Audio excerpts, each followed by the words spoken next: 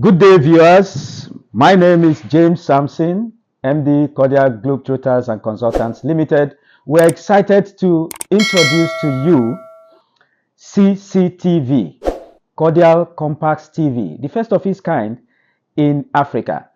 It is a travel and lifestyle TV that will be giving you travel education back to back on how you can succeed in whatever trip you want to make anywhere in the world. And with us here, we have the convener, the first of its kind medical police initiative.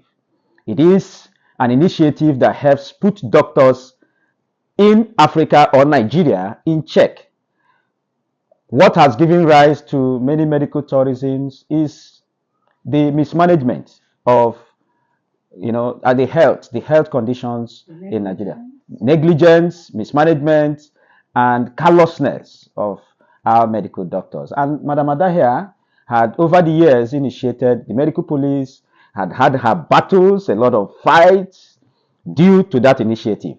We're here today to ask her questions on when she herself had a case that needs to be handled in Nigeria, and then suddenly she discovered that case is an advanced case that needs to go out. How did she take her decision? What did she do? And the outcome? Good day, everyone. My name is Adu Gomwalema. I am a retired banker, a social worker, a palliative caregiver, a substance use disorder professional, and one of its kind, I'm a medical police. First, what year did you discover that your child requires an advanced care? Well, in 2019, precisely, I think maybe around May, my daughter, a final year student in the university, just gave me a call. I was in Abuja then. That, Mommy, I don't know, my back is paining me. I can't sit, I can't lie, I can't walk. I said, okay, don't worry, let me call some of my doctor friends because I had to come into medical police, so I have a lot of medical practitioners that are friends. I have them as friends, I have them as enemies. So at least I'm well informed on health matters. So I called some of them, they prescribed some drugs for medication I gave to her, and she still called me and said, Mommy, nothing is working. So to cut the long story short, we went to Lutz, we met the consultant, they asked us to do an MRI. And we did an MRI, and the result came out.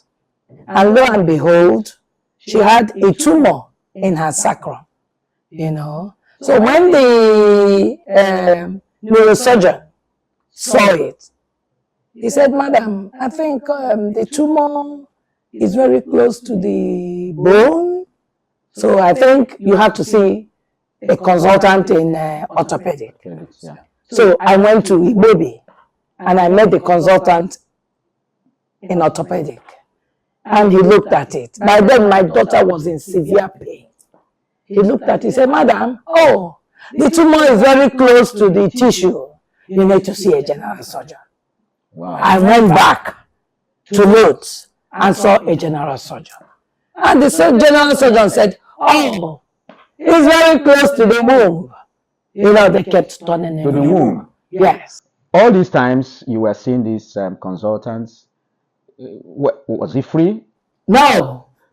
Shockingly, I had to be paying the consultants in federal government hospital. Wow. Personally, for you to see them, if you don't pay them personally, you will stay in the queue for another how many days? You might not even get an appointment in the next 3 days. And my daughter was in pain. So when I saw that either they don't know what to do or they don't have the resources, because the sacrum, where the tumor is a very dangerous place. So they need the modest technology to get there, get a biopsy and test and know actually what is wrong with my daughter. But instead of them to open up to me, you know, I don't know, maybe it's ignorant, or I don't know if I just don't know what to say. They kept dribbling me. I called my friend that is a medical doctor in America, and I sent her the MRI result. And she went through it. She called me, said, Ada, start making arrangement to move your girl. Really? Yes. It was my friend that is a medical doctor in America that told me, he said, America is out of the way. With the test of the result, it will be too expensive. Yeah. Say maybe $75,000. And so that the only option I should be thinking of is UK or India. Okay. You see? And the rest, so that was how we started. And I have a friend that's an Indian guy that I told, and I was crying because I became so confused. It was then the guy that now linked me up, gave me James' number and said, go and meet him. Talk to him. I know he has what it takes. And we will take it up from there. Thank you so much. Now, having noticed that your daughter was in grave danger, were there prescriptions from these consultants you met? You know, were there drugs that you feel that, you know, could help soften the pain? Or did they give her? They kept, you know the shocking part. I think they were not confident. I think they knew they can't do anything. None of them prescribed any drugs. All they did was kept moving me from themselves. You go to meet orthopedic will look and say, it's very close to the general surgeon. You know, they kept moving me, and, well, it's unfortunate. I wonder what most Nigerians, you can imagine somebody like me that has a health background, and they could treat me very knowledgeable. I know how much more people that don't even know anything when it comes to health. So basically, Madam Ada, when you approached me, because I remember vividly, you first called me on the phone and I asked you who gave you my number, and you told me it is the Indian guy. And then I asked you to come to the office.